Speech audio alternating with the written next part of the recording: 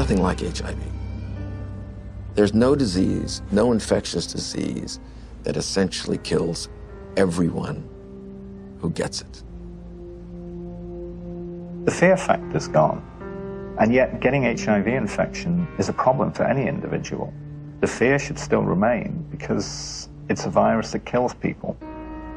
There is this sense of complacency that it's better, and it isn't better. And all these people, these 40+ million people living with the virus today will die of AIDS. Over the past 3 decades, humanity has rallied together for the AIDS cause. People from all walks of life have united across all social and economic boundaries, joining hand in hand for one common purpose: to end AIDS. And I want you to say the name of the person you're walking for. I'm walking for Robert Johnson. I'm walking for Rock Hudson. I'm walking for everybody that isn't here to walk for themselves.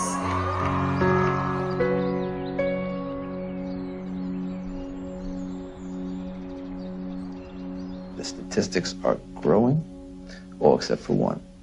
That's the amount of people cured, and it's still 0. In theory, we could cure AIDS on a piece of paper. Maybe someday it'll come. I can't say when. Despite all the major progress we have in chemotherapy of those patients, none of these patients got rid of the virus. I don't think the pharmaceutical industry is very interested or invested in a cure. You know, I don't mean to be too cynical, but the reality, I think, is that, you know, the situation they've got now, which is lifetime treatment with expensive drugs, that kind of suits them pretty well. A cure is going to require some very tricky and sophisticated molecular biology, and I frankly don't see it happening. Ever? Ever.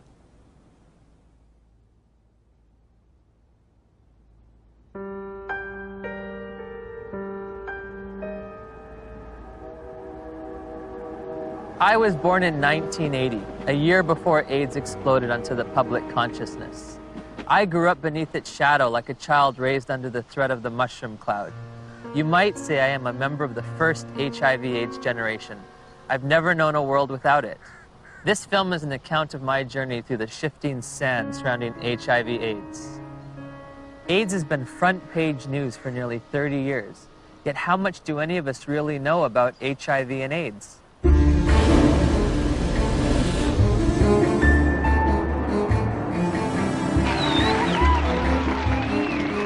What is the difference between HIV and AIDS? I don't know exactly. HIV is wow.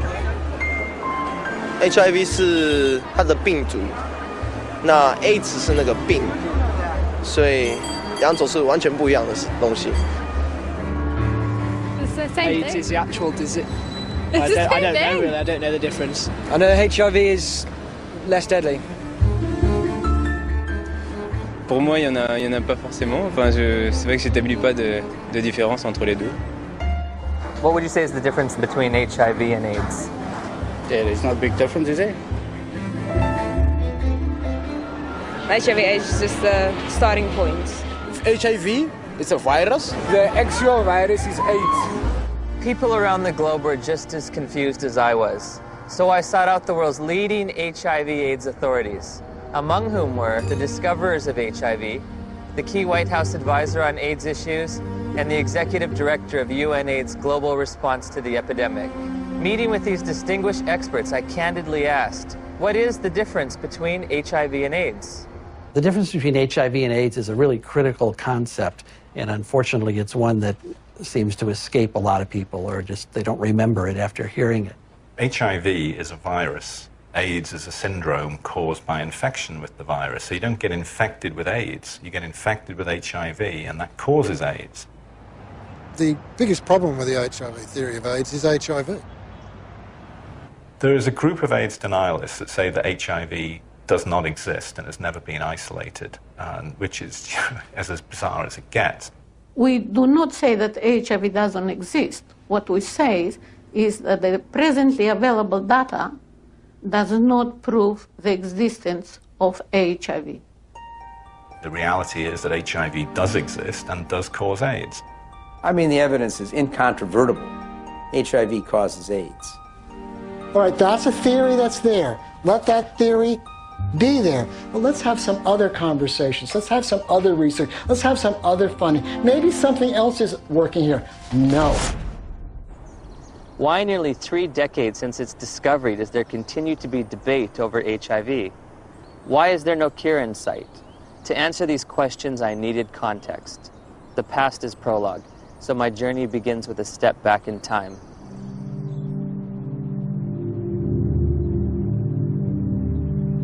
The National Center for Disease Control is reporting more cases of 2 rare and deadly diseases found in homosexual men. There is no apparent explanation for the outbreak. Obviously, this is an issue with great emotional fervor, but... How can we stay unemotional when people are dying every day from a disease the CDC has yet to name? For crying out loud, if the CDC won't name it, at least demand the press stop calling it GRID. Well, unfortunately, I have to take credit for coining the term GRID, which stood for gay-related immune deficiency. We were seeing a cluster of gay men who were suddenly critically ill of pneumocystis pneumonia, which was the indicator disease of something new, and reported our findings to the CDC. I was the chief of the STD division at the CDC at that time when the draft report of 5 cases of pneumocystis in gay men came across my desk for review. Shortly afterward, cases of a very rare cancer called Kaposi sarcoma were diagnosed in young gay men. My first reaction was, this is an extraordinarily important finding. The CDC was looking for something like that when it came along. They were looking for it already. They were hoping there was going to be a new plague because polio was over. The CDC's budget was getting decreased. This is back in like the early 80s. There was double-digit inflation, a very high unemployment, a rapid military buildup, and a threat to decrease all domestic programs. And this led to reductions in force in the public health service, particularly the CDC. The Center of Disease Control, CDC, in Atlanta was under threat for reduction and even theoretically for closure. There were memos around the CDC that says, we need to find a new plague. For them to justify their expenses and their existence and make their careers, they have to find infectious diseases. We need to find something that'll scare the American people so they won't give us more money. Once people recognized that this was likely caused by a virus, the media attention went from no news coverage to the most covered news story in history. People went from neglecting it to fear and panic. Maybe I can get it. All of a sudden, AIDS was a very fundable project, and I suppose the psychology they worked on was the fact that they thought, well, in Congress, essentially this is white, straight, heterosexual men who are the congressmen, and if they feel they can't fuck around without being worried about AIDS, they're going to let the dollars out. And it worked.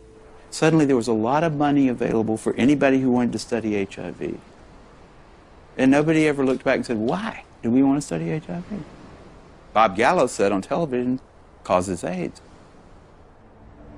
The evidence shows that this disease is not merely confined to the gay community. I motion to call the disease Acquired Immune Deficiency Syndrome, AIDS. In 1982, Dr. Harry Haverkos was one of the Centers for Disease Control's epidemiologists tasked with defining AIDS. AIDS refers to a syndrome, and its definition changes periodically. AIDS is a chronic disease. It's based on its immunodeficiency.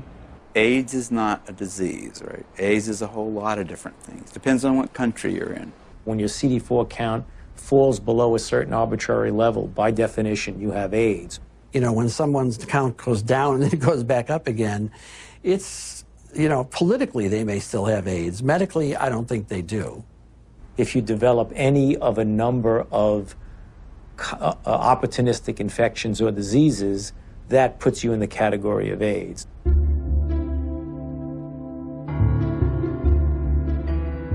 We don't even know what AIDS is. AIDS is so hard to define because they change the definition of it every year. The definition of AIDS has broadened over time. It was revised in 1985, and then again in 1987. The changes in the definition have been political. Every time they change the definition, the numbers go up. The definition has changed many times. The biggest change was probably in 1993, which they then, added the CD4 count and HIV, and, so you could not even be ill, but if you had a CD4 count consistently below 200, you now had AIDS. A closer look at the Centers for Disease Control's documents reveals that AIDS numbers actually declined in 1993, but a retroactive definition change increased the estimates by more than 100%. The more diseases they could lump into this AIDS syndrome, S stands for syndrome, the better the chances are they get patients under that umbrella, the more patients they could catch. As time goes along, definitions get used for a variety of issues, and some of those are not based solely on scientific decisions, but politics and capitalism and reimbursement comes into play. For example, a person with hepatitis C, even say here in San Francisco, if you've got hepatitis C and only hepatitis C, you're shit out of luck. Having an AIDS diagnosis, I get a free apartment. The city of San Diego pays my apartment. I can have the state of California pay for many medications related to HIV. I get Social Security benefits. I can get discounts on my supplements at the local health food store. I also get food stamps and in-home supportive cleaning services. So I was basically a healthy person walking around, and yeah, I had all these wonderful little perks, You get all these benefits, that we fought for and got, but the end result has been a sort of an imbalance. We succeeded, and I'm glad we did, but it is a little unfair. Politics, insurance, capitalism, benefits, you can be sick or healthy. I never would have thought that AIDS was so convoluted. Right. Well, as I said, that has changed. How you define that scientifically has changed quite often, which just makes it difficult to, for the lay people to understand. It makes it difficult for me to interpret the numbers. Africa is purported to have the highest incidence of AIDS cases on the planet. So I trekked to South Africa to witness firsthand the impact of AIDS on that troubled continent.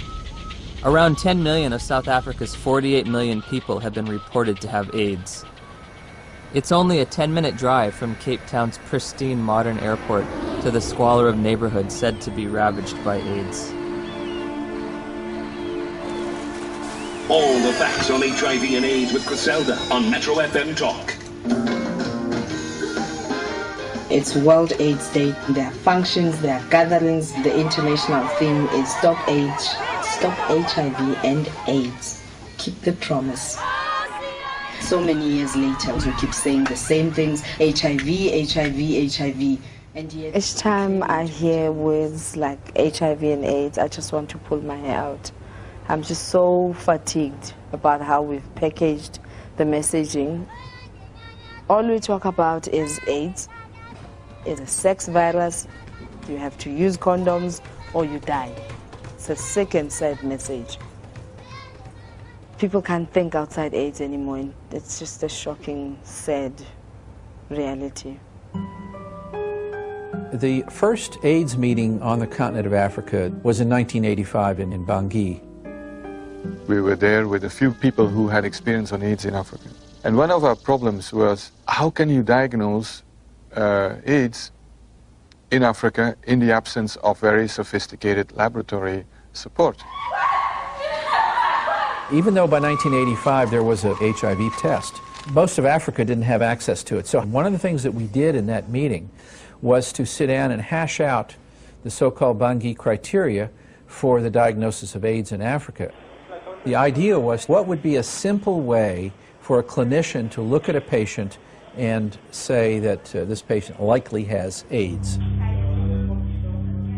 We say somebody who has a combination of certain signs and symptoms like major weight loss. And if you have a combination of that, you can say this is probably somebody with AIDS. They wanted a clinical case definition where they could decide that someone had AIDS just by looking at weight loss and persistent fever and so on. It gave something to clinicians in Africa to diagnose AIDS. And that helped in the overall effort to count cases, because we needed to know what was the impact of the epidemic.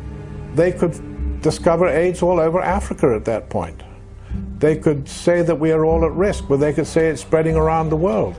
They could say it affects women as much as men, because almost anyone in an African hospital could be diagnosed with AIDS without having to do the HIV test at all.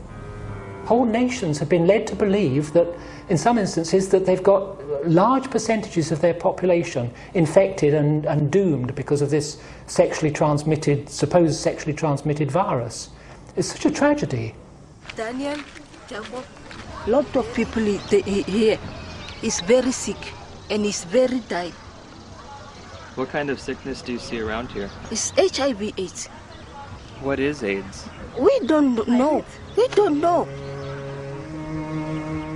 So here you're living in a mud hut, and here some kind of white men with doctors who you respect, and they tell you that there is now among you an invisible disease, and it gets into your blood and can stay there unseen for years, and when it manifests itself, it's going to manifest itself in the forms of disease that you've always known. Maybe if you look skinny, if you lost weight, maybe they'll simply say, hey, you have AIDS, or you're coughing a lot, maybe.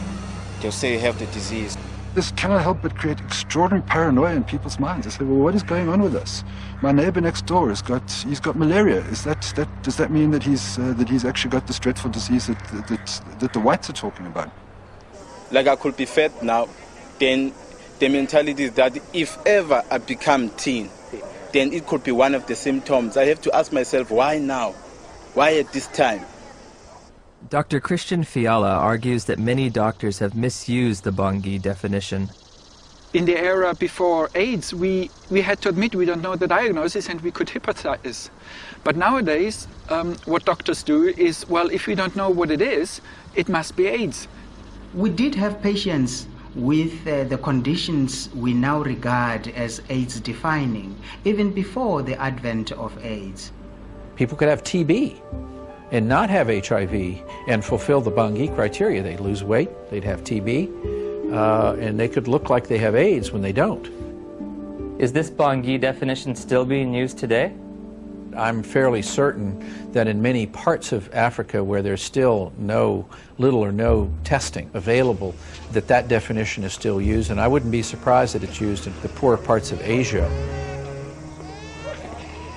This word AIDS, I don't know what it is anymore. I don't know what we're talking about anymore when we talk about AIDS. AIDS is one thing in Greenwich Village and a very different thing in Kampala, Uganda.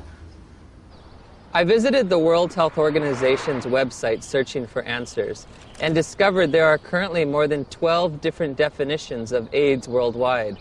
So I turned to Dr. James Chin, former head of the WHO's Global HIV Statistics Unit, for an explanation. In some countries, they felt they were a little more sophisticated than in others. And you have, along with the epidemic of HIV, epidemics of HIV/AIDS experts. And some of them will not necessarily adhere to any international definition. They'll make up their own definition. High school biology class taught me that diseases and syndromes cannot differ from country to country like languages. It was becoming clear that HIV and AIDS were distinct, separate entities, and that AIDS was diverting my attention from the real culprit, HIV. Where to next? The place millions have had their lives changed forever. She says, we have your test result, you need to come in and get it. And I was like, tell me now, Cheryl. she was like, Kim, we really need you to come in and tell me. I said, then I know it's positive, Charlotte. You would just tell me over the phone. And she's like, Kim, don't panic. You can still have a normal life. I can still remember his face. I can remember his eyes. And all he said was, I'm so sorry. I think you should put your affairs in order, and you might have 5 years. I said, Cheryl, I have to get off the phone right now. I have to go tell my dad. He started crying. This isn't the way it happens in the movies.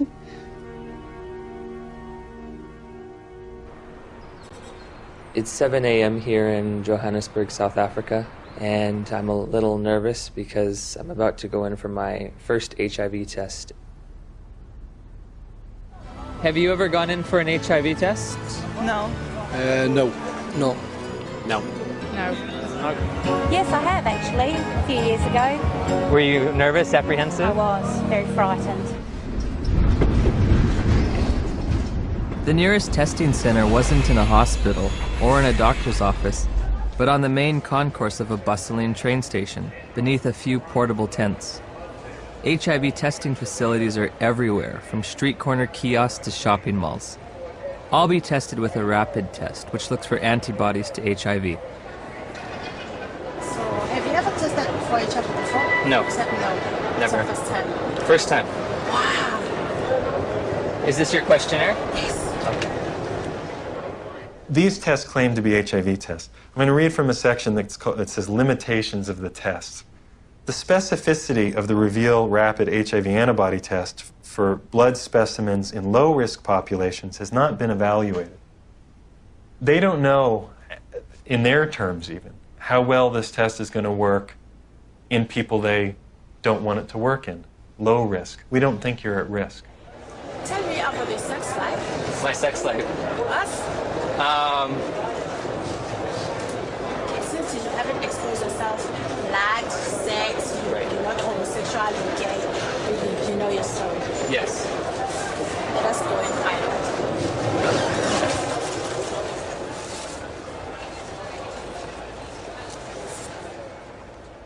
In 1990, we flew to Romania to adopt a baby. We found Lindsay, and she was only 2 weeks old. I can still remember that feeling, just holding Lindsay for the first time, thinking, now my dream is going to come true. I'll have one of those children. Before we left Romania, we had to make sure that she didn't have HIV. We had to find a doctor, and he did the test, and it came back negative. We flew home just after Christmas, 1990, and thought we had it made. So I'm going to do a test, which comprises of 2 test kits. These 2 test kits are from 2 different countries. Why you are putting them being 2, you want them to confirm each other. Can they be 2 different outcomes? Then this one is a stamina, which is going to give us the final results. Can I just ask you something, as someone who's a little nervous? Okay. It seems like if this is positive and this is negative, my life hangs in the balance on whatever this one is. Yes. But how do we know that this one's accurate when both of these were inaccurate? This one has been tested to be the one that is going to take out the results that are correct. Oh, so this one is more accurate than these 2? Yes, according to what we have learned. So why don't we just use the more accurate one to begin with? Well, you know what? What if now the more accurate one has a discrepancy? How are you going to find out? I don't know. Rapid tests in Germany, it's not allowed for standard diagnostics. May I ask why? How come you don't use rapid tests for standard diagnostics? Several professional organizations who decide as an expert committee on guidelines how to do things. None of these responsible societies recommend it for scientific reasons. We always say to our clients, even if you have tested here, you can go to other centers and go and test and verify our tests. You cannot say we're 100% because you find clients going from area to area doing tests. And they come with stories that I was negative at a certain area, I'm positive with you. How do they decide whether they're positive or negative? We cannot tell because we are using a rapid test. It occurred to me that perhaps the HIV epidemic is reported to be so widespread in South Africa and other poor nations simply because they use these inaccurate tests. There's the saying that if you knew how sausages, what sausages are made of, most people would hesitate to sort of eat them because they wouldn't like what's in it. And if you knew how HIV/AIDS numbers are cooked or made up, you would use them with extreme caution. I decided to investigate HIV testing protocols used throughout the developed world. When we're testing people for HIV, the first thing we do is a screening test, and it's usually a test called the ELISA. But there are also now available rapid assays that can be used as screening methods. Because they're faster. And we all know faster and cheaper is more efficient. If an ELISA is positive, it does not mean that the patient is HIV positive. That's a problem. If we're using antibodies as a screening test to tell who's infected or not, very occasionally you can get false positives. So screening tests by themselves should not be used as a definitive measure of infection. That's why we use a screening test to pick up all the cases, but we use a confirmatory test to eliminate any false positives. Take it easy. I'll pierce at the sides. It should be emphasized that most of the developing world uses only screening tests to confirm an HIV diagnosis. There are no confirmatory tests. Time now is 25 past. At 22, the results will be out, which is going to be 15 minutes. 9 days after returning home, Steve and Cheryl's pediatrician ran a battery of tests on Lindsay, including an HIV test, even though Lindsay had tested negative for the virus in Romania. Dr. McHugh called us and said, we run into some problems with the testing that you did at Methodist Hospital, and you'll need to come right in and see me. I said, well, what is it? She says, well, I'm not going to tell you over the phone. I said, I need to know exactly what this is. He said, you know, we got bad news that she tests positive. And he said she'll have a 20% chance of living to age 2. That was just a shock. Just a shock after all this joy and happiness. We finally found our daughter, and I'm dancing around Romania, and now I come home, and it's like somebody could just stab me.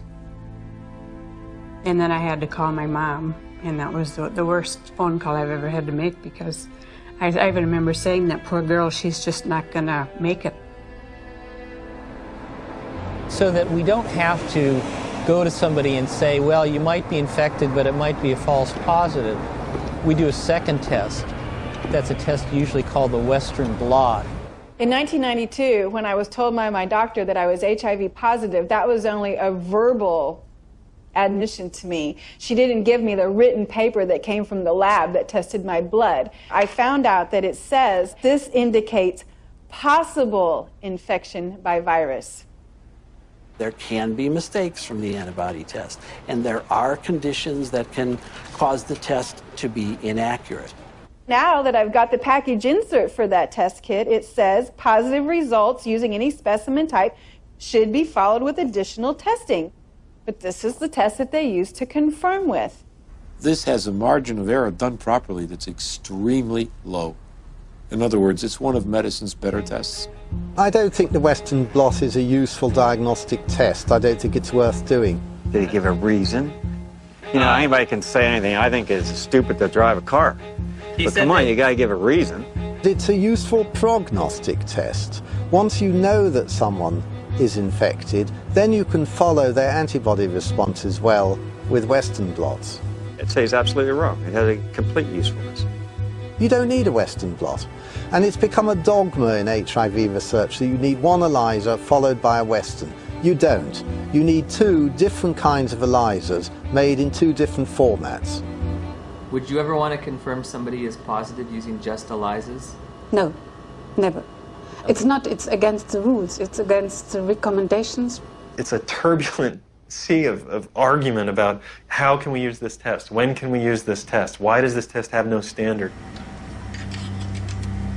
We have a group now of about 40 patients that have no detectable virus. in their body, but they're not being treated. So the first question is, are they really infected? So the Western blots can have false positives? No, the Western blot was negative too. But they were told they were positive by a lab, yes, that misread the Western blot. Heavyweight champion Tommy Morrison tested positive in 1996. 11 years later, in 2007, he tested negative multiple times, allowing him to return to the ring. There's constant discussion in the community of people who do diagnostic testing and the blood bankers about how to read these tests. When you're looking at this Western blot, how do you determine what is a positive? You need a certain number of bands being present. It depends a little bit on the producer of the test. It depends on the manufacturer. Is there different criteria for what might be a positive? Yeah, there are different criteria from the manufacturer. Thank you for the word. And also there are guidelines from the WHO and UNAIDS. Well, HIV infection is diagnosed with rather now routine laboratory tests, which for which there are criteria for diagnosis established by the manufacturer, FDA. Claudia showed me the package insert that comes with the Western blot. It contains 8 different sets of criteria for diagnosing HIV infection. Because of the different criteria that apply in different countries, you can test HIV positive in one country and be given an AIDS diagnosis as a result of that, whereas in another country you won't test HIV positive and you won't be given an AIDS diagnosis. It's ludicrous that you can be positive in one country and not positive in another. Theoretically, I could be diagnosed with AIDS in the United States, but if I take 3 steps to my right, I wouldn't be diagnosed with AIDS, or I would lose my AIDS diagnosis when I crossed the border. In 1992, I was encouraged by a doctor to take what's called an HIV test as a matter of social responsibility, and I was shocked and devastated and horrified when the results came back positive. It was one of those moments that everyone fears their whole life. A week later, I take the same test to an AIDS specialist. He looks and says, "This isn't a positive test. I don't know what this test means." Since a false positive looks like a true positive, how can you ever distinguish whether it's truly a positive or a negative? Well, that's a great question. It's going to be very hard to determine a false positive. So I take the test again, and this time my results come back marked from the lab indeterminate. I'm faced with the decision, do I want to wait 6 weeks to test again or do it right away? I opted for right away. My results that time come back positive. Took it again, came back negative. I took it again, positive. What happens if you're positive on one criteria but negative on another manufacturer's criteria? How do you decide who's infected and who's not? You will use the most sensitive criterion. In late December of 2007, I read about new legislation passed in New Jersey calling for the mandatory testing of pregnant women or newborn infants should the mother's status be unknown. HIV mandatory testing, to me, is a no-brainer. I'm very much opposed to the concept of mandatory testing of any population because the tests are scientifically shown to be unreliable and inaccurate. You have no reason to fear this bill. And my hope is that eventually this will become a federal law so that every woman in this country would be tested. But HIV testing isn't an absolutely precise science. When I confronted my doctor about that, she said, we're way past Western blot now. We have the viral load test. But when you get the package insert for the viral load test, it says, if you test positive, you are considered confirmed infected with HIV. But at the bottom of the page, in fine print, it states a person should have additional testing. It does not allow you to tell a single person on this planet that they are HIV positive. And it's a scandal that this test continues to be used. So again, I'm asking, where's the test? Where's the test that can confirm a diagnosis of HIV infection? And I can't find one. I have the package insert from the manufacturer which they supplied me with. And under limitations of the test, it states that risk factors should be used in conjunction with the test. Has a person had sex? Have they used drugs? Have they had a blood transfusion? And then in conjunction with the test, not the test alone, but with the test, then you decide whether the person is positive or negative. Do the answers to these questions help aid in the diagnosis? Oh, of course they did. Really? They do. Now, if I tell you that the test you took was lousy and didn't mean a thing, does that make any difference for everybody to hear? You make a difference for me. Yeah, I know. How can we say that HIV is the cause of AIDS when we don't know, based on current tests, whether or not anybody diagnosed positive actually has HIV? President Thabo Mbeki will officially open the AIDS conference tonight. Delegates here are hoping he will finally separate himself from the AIDS denialists. We remain convinced of the need for us better to understand what would constitute a comprehensive response in a context such as ours, which is characterized by high levels of poverty and disease. As I listened and heard the whole story told about our own country, it seemed to me that we could not blame everything on a single virus. I thought this man must be an idiot. Everyone in Africa is dying of AIDS. I know this because I read the New York Times. It's beyond doubt. Rion Milan was hired by Rolling Stone to investigate and debunk President Mbeki's misguided ideas. Where to begin? The numbers. My very first action, I opened Johannesburg's Yellow Pages. I thought that I could illustrate this with a scene that began in a coffin factory in Johannesburg, where workers are working overtime trying to create caskets for these mountains of people who are dying of this condition. And I discover that in the midst of what UNAIDS says is a plague, is that half of the coffin factories in Johannesburg have gone bankrupt. In South Africa alone, it's about 1,000 people dying every day from AIDS. If you're an advocacy agency and you perceive low numbers to be bad, your bias may be to accept higher numbers even if they're not scientifically sound. I know Jim Chin quite well, and I was the chairman of the steering committee on epidemiology of the global program on AIDS in WHO when Jim Chin was in charge of epidemiologic estimates. And we could never get information how the WHO estimates were made then. So we were very critical in these days because we felt it was not based on enough evidence. It's possible that he didn't read the materials we sent him or he didn't understand them, but we did send information to anybody that wanted to know about the estimates because they were pretty transparent. In an attempt to get to the bottom of the statistics debate, I've come to Geneva, Switzerland to look at the World Health Organization's official numbers. And what we found? There are no numbers, only assumptions and estimates. How are the monies divvied out to states for AIDS prevention or AIDS treatment? How is government monies sent out to different states and communities? The more AIDS you have, the more money you get. Exactly. The AIDS buyers have a vested interest in maximizing and squeezing the data to get the worst possible scenario that they can out of it, because the worse the situation is, the more compelling their fundraising claims are.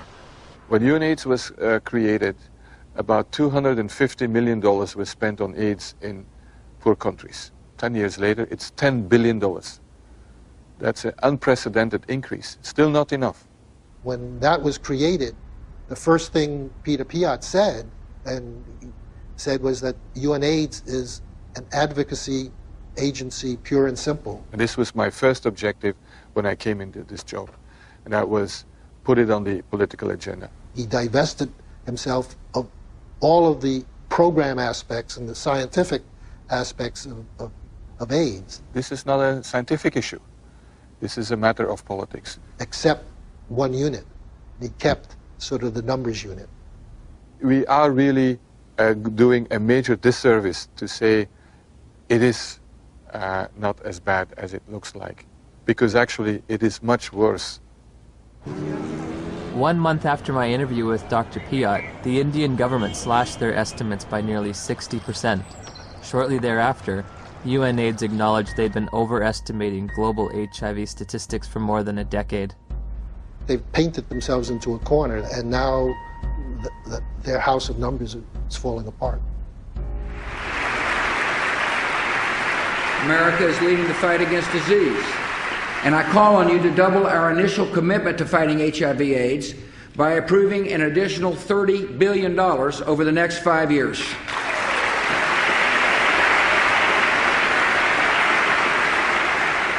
Noble corruption, misuse of statistics, in order to convince people that there's one hell of a problem out there, guys, and we've got to go and do something about it. If you look at the real world, you know, how many people are infected, diagnosed to be infected, and eligible for treatment? There are very few compared to the number. In April of 2008, Congress approved a $50 billion expenditure for AIDS treatment and prevention. The vast majority of the world's population is not at any measurable risk of HIV infection. No measurable risk. Growing up in the age of AIDS, I was taught there were 3 certainties in life: death, taxes, and contracting HIV from unprotected sex. If you don't use a condom, there's a lot of chances that you can actually get the killer disease that is AIDS. I did a study of the heterosexual transmission of HIV in California, and we recruited individuals who were infected with HIV. Then we recruited their sexual partners, and we looked at whether transmission, in fact, had occurred. Padian runs a study. It's a 10-year study with the world's most virulent, terrifying sexually... I mean, this thing jumps, off of penises into vaginas miles away. How many of them do you think, after 10 years, with the world's most terrifying, virulent, sexually transmitted disease, came up positive? Nobody. Nobody.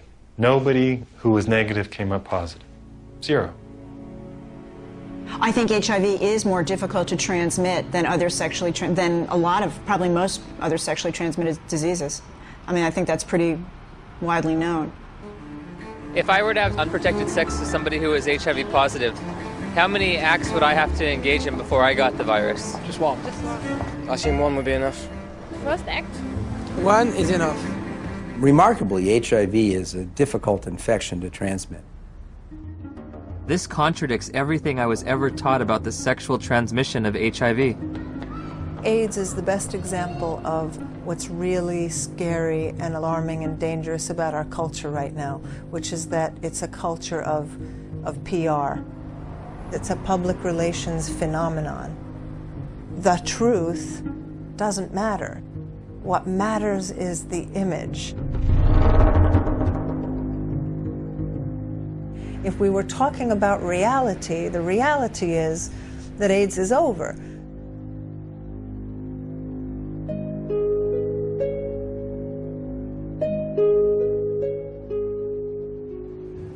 Somebody decided in the early 80s that there's this infection called HIV. And upon deciding that, I don't think it was debated enough. In 1983, Dr. Luc Montagnier and his team of researchers identified what they thought might be the cause of AIDS. I really was excited because we knew it was a new type of virus, not shown before in men, and very likely to be the cause of AIDS. Of course, at that time, we didn't have the full proof of what's the cause of AIDS.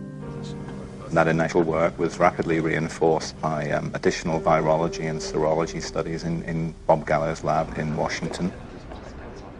Gallo got pushed by the Reagan administration that wanted to do something on AIDS finally. They literally told us to just close CDC's lab down. We don't care about it. There's a bunch of gays, who gives a shit? I mean, that was really their whole story. So the whole thing that they rested their political response was, well, we discovered the virus. Good afternoon, ladies and gentlemen. The probable cause of AIDS has been found. Credit must go to our eminent Dr. Robert Gallo, who directed the research that produced this discovery. What was new that day is for the first time we were saying, that's the cause, I'm sure. It was a silly press conference. There was not evidence then that HIV was the cause of AIDS. It wasn't called HIV. There was certainly evidence that he didn't discover it. It was discovered in France.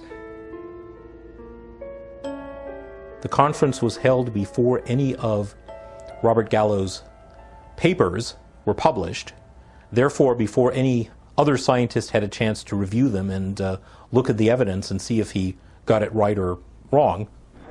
Gallo's philosophy was to have people to whom he would give the virus be in his own control, so that any information that came out of that would come through him, so that he got all the information. Indeed, often put his name on publications and would, quote, collaborate with them. But should you have any broader view other than his personal glory and your personal glory, this was not a scientific pursuit in any way. The U.S. Department of Health and Human Services decided from now on, we are only going to fund AIDS research that assumes that Robert Gallo's virus is the cause. I didn't think that HIV in 1984 was the cause of AIDS. That's why I did the study comparing gay men with Kaposi's and gay men with pneumocystis. I assumed there must be something else. If you go read my paper from 1985 that Kern and Jaffe would not sign on to, I actually lay out the cofactor hypothesis in that paper.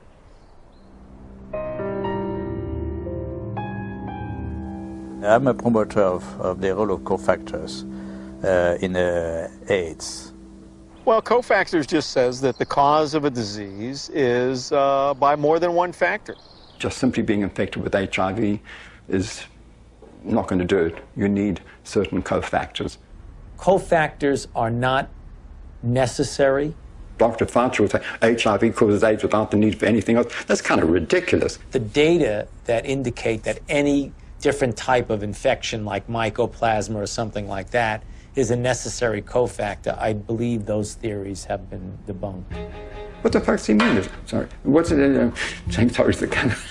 What does he mean that there are no cofactors?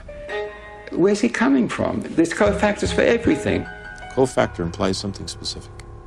And it really gets us off into tracks that are wandering. Gallo isn't gonna change his mind. He's probably 70 years plus now. He's gonna remember things.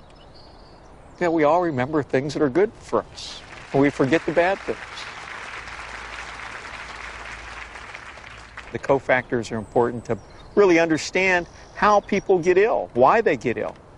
What is asked of an AIDS journalist is to deny an existing reality, which is a strong, growing body of dissent on a scientific question. In August of '92, my dad had just read his latest National Review, and there was an article in there about Peter Duesberg, a maverick cell biologist. He said he didn't think HIV caused AIDS. To deny that this well-identified, well-characterized virus is linked with AIDS is, to my mind, just potty. He said, I can't replicate this in my office. I can't get this virus to do anything. We thought, oh my gosh, my dad is really daydreaming. He's trying to wish this all away because he knows how upset we are. Just wish it all away, and everybody will be gone happy. If Fauci would say, here's $1 billion for alternative theories of AIDS, you wouldn't believe what's going to happen. A lot of HIV researchers overnight would would start cofactors. The first year they would call them cofactors of HIV. And the next year, the co would be topped and HIV would be topped a year later. Peter is highly intelligent. He did excellent work. I mean, no wonder he got a full professorship in Berkeley and was nominated to the American Academy of Sciences. But I told you very frankly that he's killing people with his theories, and I still stick to that. They attack him, they attack his ideas, and they present some bogus way of refuting what his science has said that doesn't really refute it. Peter Duesberg? Yes. Oh. They are all prostitutes, most of them, my colleagues, to some degree, myself. You have to be a prostitute to get money for your research. You're trained a little bit to be a prostitute. But some go all the way. In light of all this scientific uncertainty, I asked Dr. Fauci for evidence linking HIV to immune deficiency disease. When you put the combined findings of the initial characterization as a distinct retrovirus isolated by Montagnier and his group, together with Gallo linking the virus to being the cause of AIDS, and they put those things together, and that's how we have a confirmation of the causative agent of AIDS, namely HIV. Still unclear about the evidence for HIV's existence, I decided the best way to verify it would be to actually see it. I asked Dr. Hans Gelderblum, a world-renowned electron microscopist, if he thought there was any reason to question Dr. Montagnier's published images.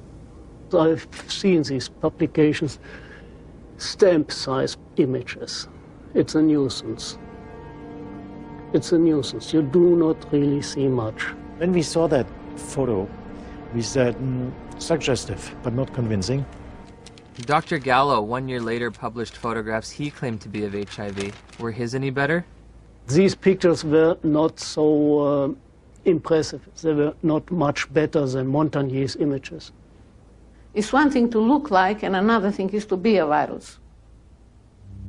In 2002, I stumbled across an article by Valander Turner and Andrew McIntyre of the Perth Group in Australia, and it questioned whether there's ever even been found a virus.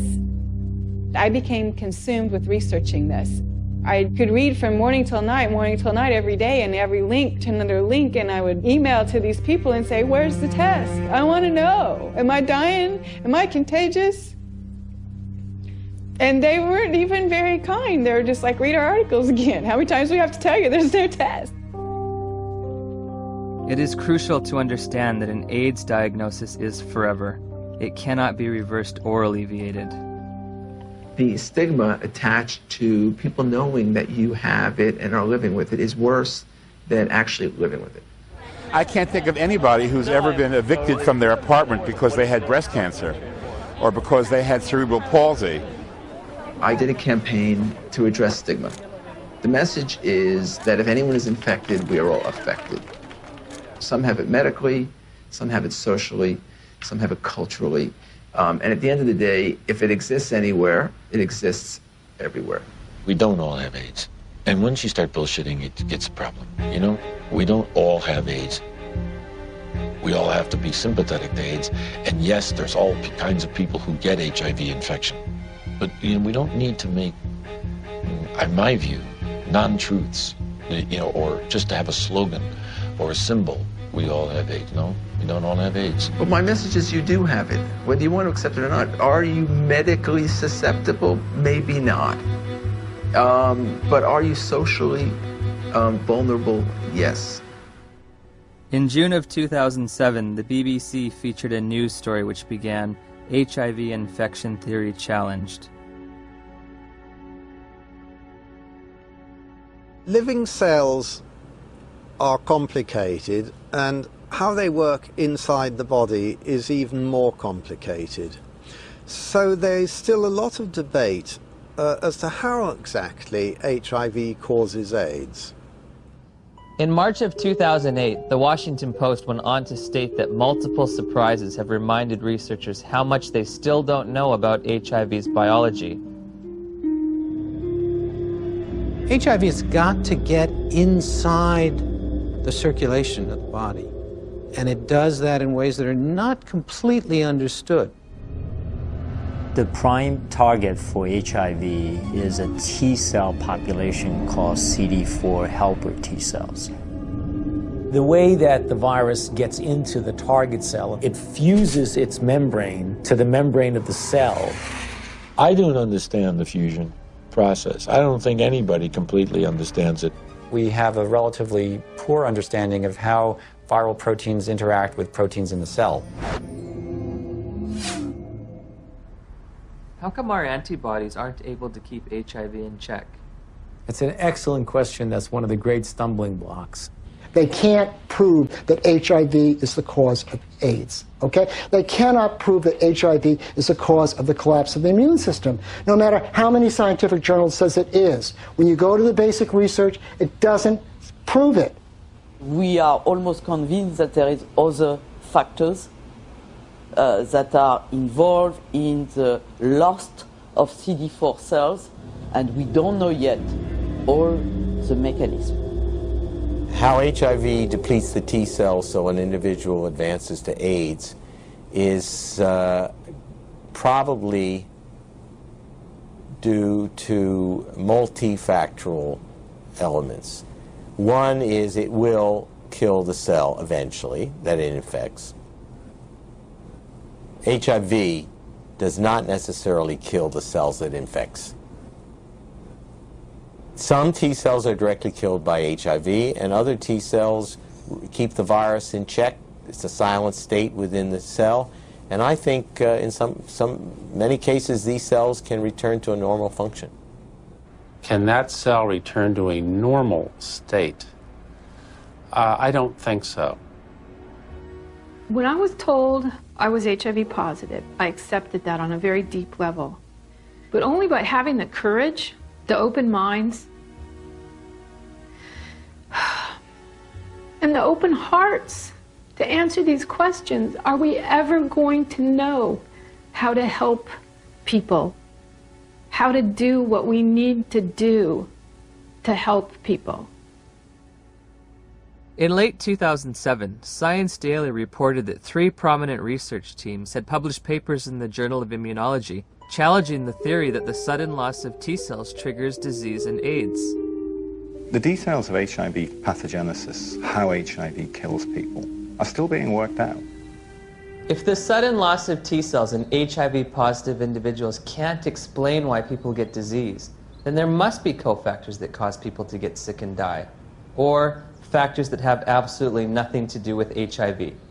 While researching HIV hotspots, I began to realize there is a direct correlation in these places with another condition that leads to immune deficiency and death. I think it is important to keep in mind, especially for us in the West, that poverty is not a romantic issue. It is a deadly issue. Poverty leads to diseases and premature death, period. When you look at the symptoms that they talk about, for people that are HIV positive, you find that some of them, they are more related to malnutrition. Their nutrition is not very equilibrated. They are in oxidative stress, even they are not infected with HIV. So their immune system doesn't work well already. People are hungry, they're underdeveloped, there are no hospitals, there's no proper medical care. You take away poverty, you're giving people an ability to fight infections. These are toilets? Yeah. We don't have flushing toilets. When flies get into the toilets, they actually come back to touch our food, you see. And look, we need to take that food. And we don't know which infections are there. So how do you expect people must survive in these places? Look there.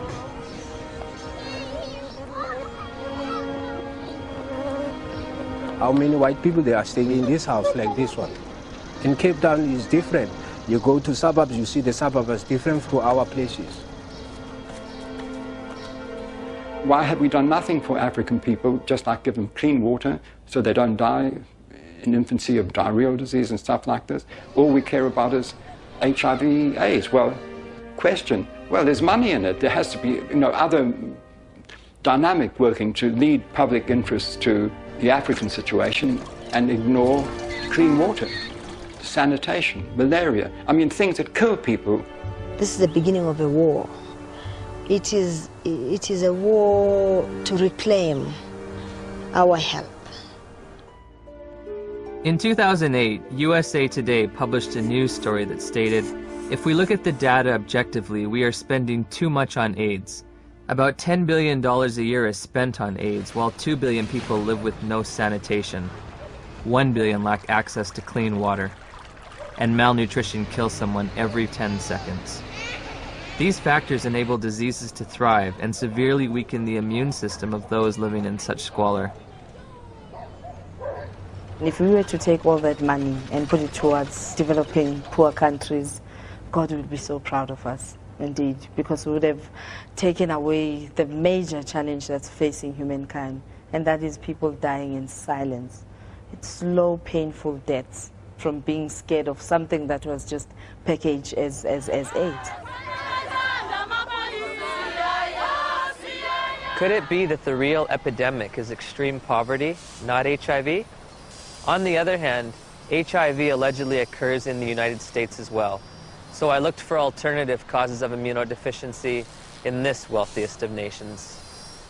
There are other ways you could produce a condition that looks like AIDS, but they too will be some source that causes a severe defect in the immune response.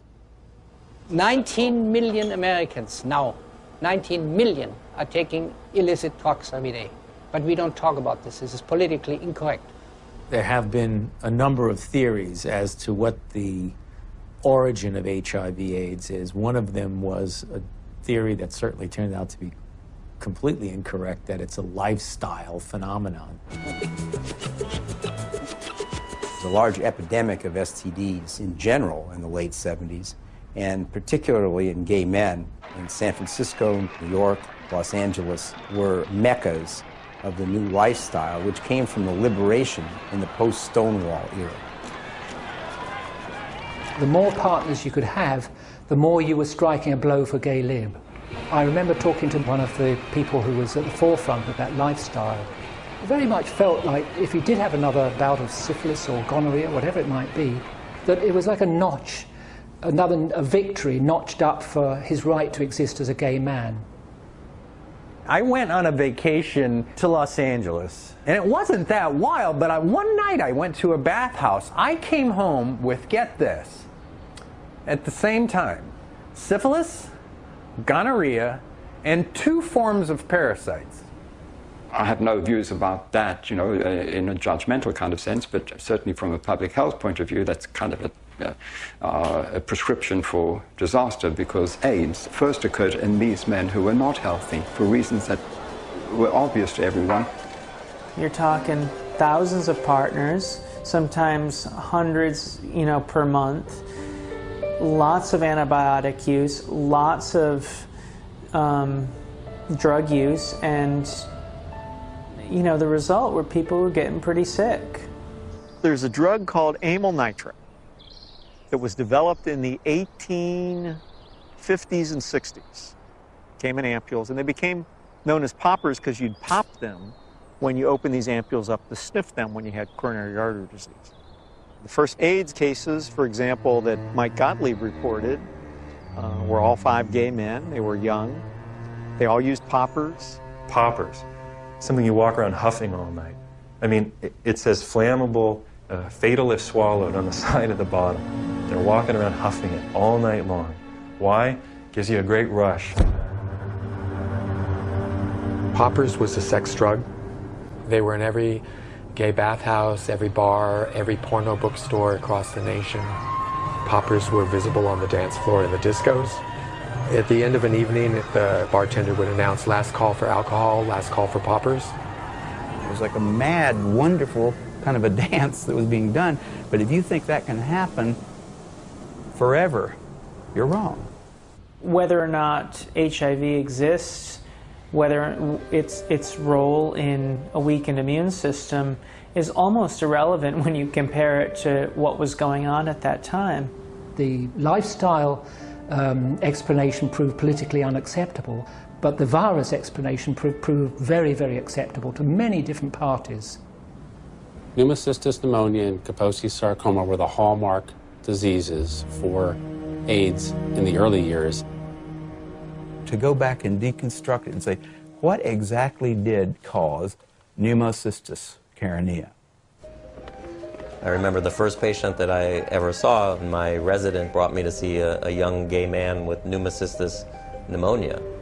I knew a little bit about the use of poppers or amyl nitrite inhalants, and I started asking the patient if he used them, and it turned out that he was a very heavy user of amyl nitrites, and much to the surprise of my students, I said, I think the man probably has destroyed his pulmonary immune system by inhaling this toxin. What exactly caused Kaposi sarcoma? We know that now. It was amyl nitrite. We saw KS decline, interestingly parallel to the decline in popper use. We now know that Kaposi sarcoma is caused by a second virus, the human herpes virus strain 8. To rescue comes another virus. As always, when you're in trouble, you find another virus. If one wants to look at really what causes this, we've got to look beyond just HIV and just beyond HHV8. Calling it a disease, see? And to give it that name, AIDS. So everything's included under that, and you don't have to just say, I mean, if you'd have said, you know, these people are getting a lot of weird diseases, all kinds of diseases, it wouldn't have had the same impact. It was much better to say, there is an infectious organism on the loose in America, and it could get you.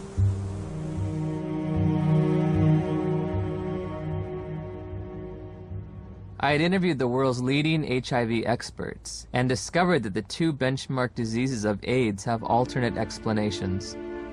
Once again, I turned to Dr. Gelderblum, seeking proof of HIV's existence in the most recent images available. Here, you do not see anything about the details, but I would say it's probably a virus. These are HIV here? Yeah. Oh, so are these HIV too? Yeah, yeah. Everything's Probably. Probably. Yeah. What can I tell you? You know, I mean, it exists. Gallo said he had all these viruses, and it was a lie. I think HIV totally has turned out not to be the cause of AIDS. HIV has turned out not to be. Gelderblum's images, said to come from isolated HIV cultures, provided no proof for HIV's existence. So I asked Nobel laureate Dr. David Baltimore and Dr. Robin Weiss how they would isolate and photograph this elusive virus. Well, didn't Dr. Gallo do that? I mean, he actually isolated it, so... Yeah. I mean, why should I do all of this? This is all textbook stuff you're asking me. I'm not quite sure what's behind your question about isolation. I don't want to be your textbook, you know? I got other things to do. They're embarrassed. The scientists have been embarrassed about this. They know that it's flawed. In 1987, the CDC made two mind-boggling changes in the definition of AIDS, which are in effect today. You can be diagnosed with AIDS without ever having an HIV test. In 1987, I had a lesion on my arm, and it was KS. Kaposi sarcoma. The doctor diagnosed you with AIDS without an HIV test? Yeah. You can be diagnosed with AIDS if you've tested negative for HIV. Alvin Friedman Keene found 16 patients with Kaposi sarcoma among gay men in New York City in the 80s. They did not have HIV infection. Yet they had AIDS by our definition, right? In a World Health Organization publication, Dr. Chin writes, "It should be emphasized that the surveillance definitions for AIDS were not intended to be reliable indicators of HIV infection." If you have thousands of documented cases of AIDS without HIV, how can HIV cause AIDS? Why do you believe that HIV does cause AIDS? Because that's all the information that I've been given. Because we've never been taught anything different. We have read it, heard it. Because that's what the scientific community has told us.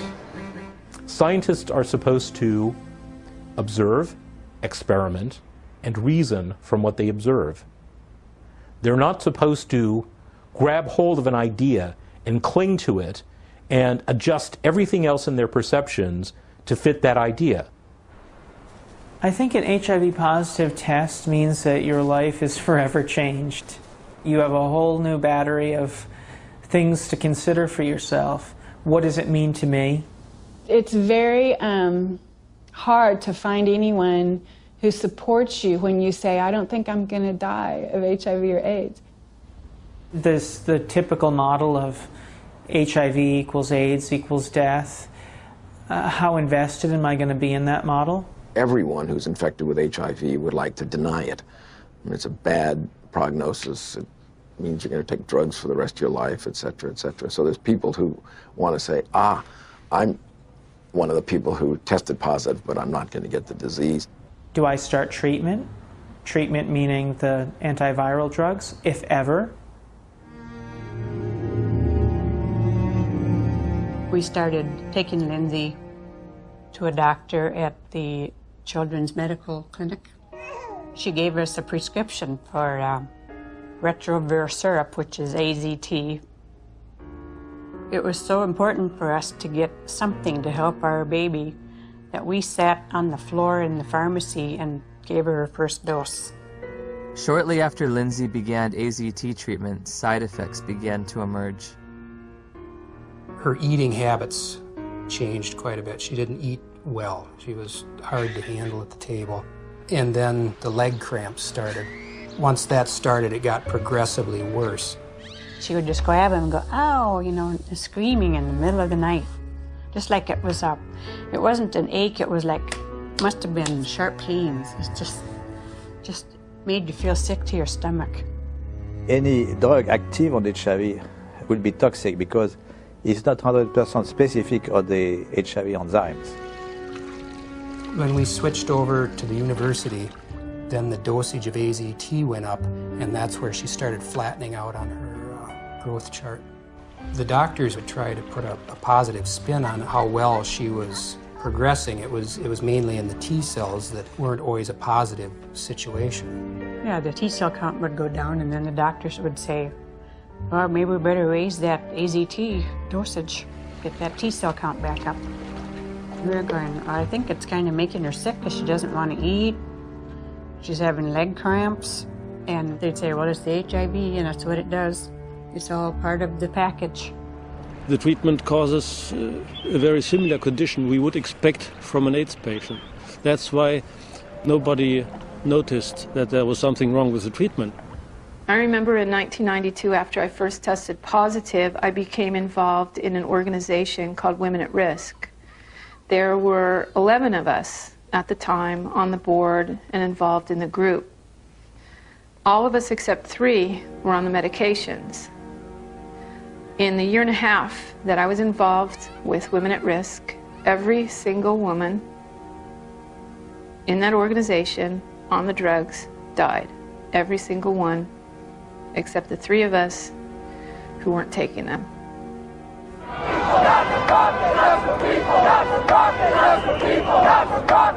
We weren't just given handfuls of AZT, we demanded it. AZT, where is your humanity? We considered the FDA not giving us these things as being anti-gay instead of being responsible. And so we went and we lobbied and we pushed for all these things, and we didn't think clearly about what it was we were asking for. It's like that saying, be careful what you ask for, it may come to pass. That's the very reason why everybody believed HIV is a deadly virus, because the HIV positive patient at that time got a deadly treatment. Despite the billions spent on the drug, tens of thousands of people with AIDS have died, and now a growing number of studies are questioning the drug's usefulness.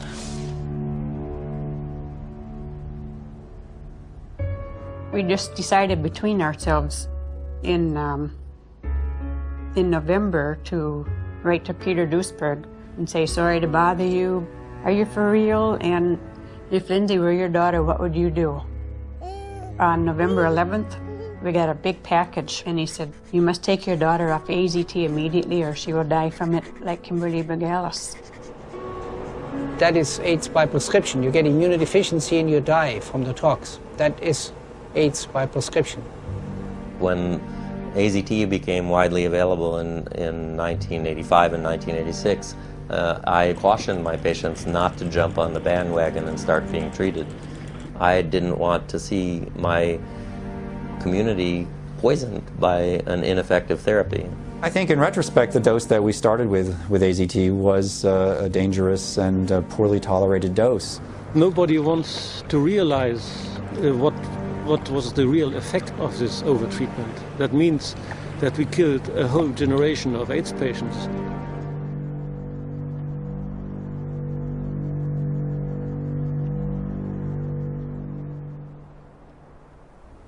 In 1996, David Ho announced highly active antiretroviral therapy.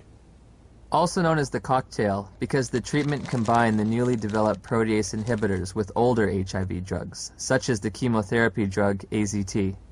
That was a revolution. What was an 100% fatal illness now could be treated. The AIDS medication today is not that toxic than it was in the early days. And it's a potent drug regime. That means it kills almost everything. I play around with treatment interruption because I think the drugs are toxic. And if I do the drugs continuously without interruption, I think that they'll have a cumulative damage. In the years that we've been using the cocktail, we've found that there are lots of side effects.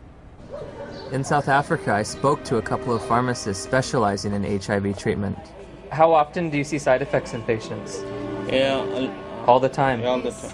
Almost all the time. We saw the lipodystrophy, the buffalo humps at the back of the neck, then the lipoatrophy, which is the loss of fat in the face and the arms, giving people a very gaunt look. The risk of heart attack seems to be increased in people on these drugs. With what we have now, the side effects eventually are going to outweigh the benefits. So patients really do better for the short term, but in the long term, they die also. In 1994, Audrey Serrano tested HIV positive. While initially healthy, she was prescribed AIDS drugs which nearly killed her and left her scarred for life. In December 2007, after multiple negative tests, she was awarded $2.5 million in damages. Some people are very fortunate. They don't have these side effects, but many people do. So prolonged treatment is impossible. I know people that are like horses, have no impact with some drugs, no side effects, and somebody else falls apart. The new generation of antiretroviral drugs are less toxic. They can be more tolerated. But for how long? I agree. We cannot give a treatment for life. It's not like insulin, you know, it's something which is toxic. Has a patient ever died from the side effects? Yeah, sometimes it happens. AIDS drugs are all classified as black box drugs. A black box drug is the most severe warning that our FDA will put on a product. It means you could die taking this because other people have died taking this. My sister Joyce was my best friend. She's a great mom and just a very lively person. In 2003, Joyce found out she was pregnant with a second child. She was offered an HIV test as standard prenatal care by her obstetrician. She called me at work and she was like, I got something to tell you. And I was like, well, what is it? She said, I'm HIV positive. So I took a deep breath. I said, well, it's not the end of the world. And she said, well, Nell, I met this doctor today and he's a specialist. And he says that there's some medicines I can take that'll keep my baby from being HIV positive. Nevirapine. Warning. Severe life-threatening skin reactions, including fatal cases. One morning she was covered in these welts and this rash. It was all over her face. It was all over her chest, all over her arms, her hands. When they're talking about a rash that can kill you, they're talking about a drug that targets the actively replicating cells in your dermis, in your mucosal layers, in your intestine, and stops them from working. And what happens? Goodbye skin. I would never take them. I don't have a problem with other people taking them, but I, as Griselda Kananda personally, looking at the side effects that they come with, looking at the toxins that they present in my body, not now, not ever. I have patients tested in 1985. They were all advised to take treatment, but they declined the treatment for different reasons. Because they want to take toxic drugs because they were feeling well at that time. And how are they doing today? They're still living. Healthy? Yeah. Once we came to the conclusion that this was the drug that was causing this problem, irregardless of what the HIV was going to do, she was going to come off the drug no matter what. If taking her off the drugs meant that she could sleep through the night and be happy for 6 months, that would be worth it rather than live in agony for 2 years or 12 months. You hear a lot of doctors, you hear a lot of educators in AIDS, you hear a lot of people talk about it is probably the drugs that are going to kill us before the disease does.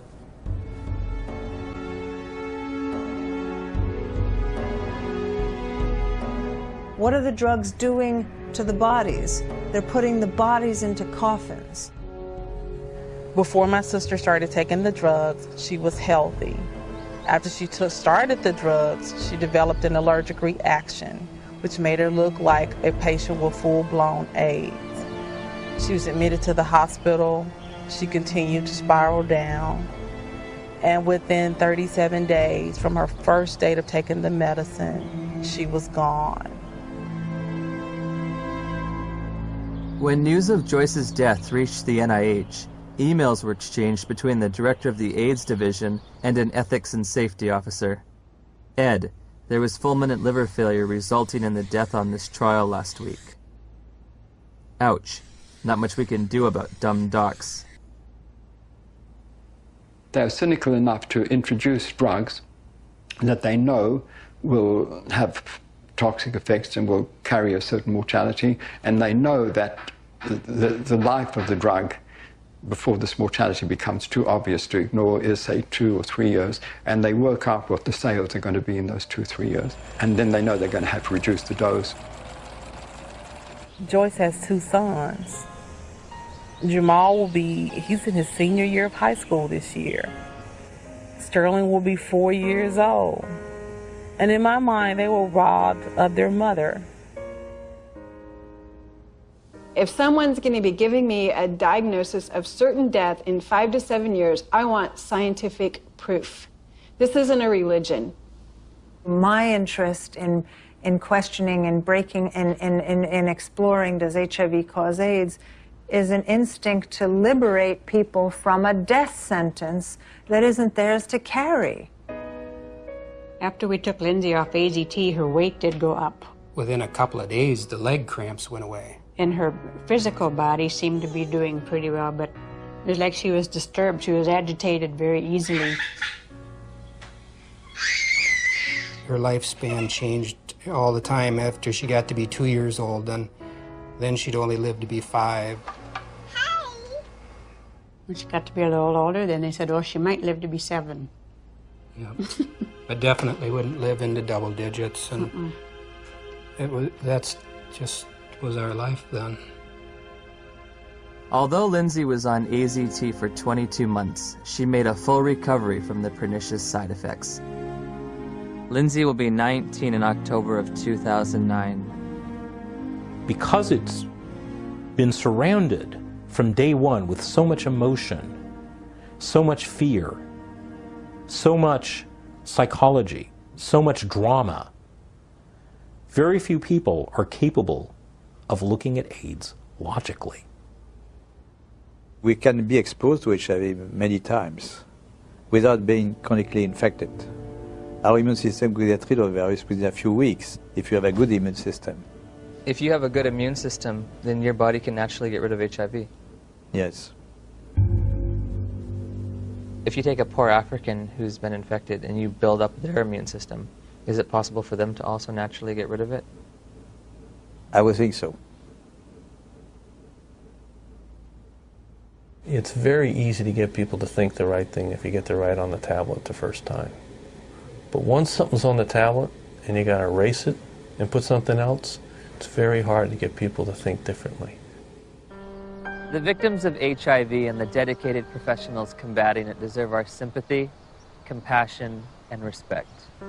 However, at journey's end, I find myself perplexed, bewildered at times with an overall feeling of dismay and sadness. I found a research community in disarray over the most fundamental understanding of HIV, all the while presenting a monolithic public posture of authority and certainty. Bluntly stated, we have tests that prove nothing, remedies that kill, and statistics manipulated to the point of absurdity. 90% of global HIV corresponds to areas of great poverty and squalor. Ironically, while we may have been pursuing a phantom killer, a shape-shifting assassin, perhaps the real enemy has been hiding in plain view, clear as day, and as old as time.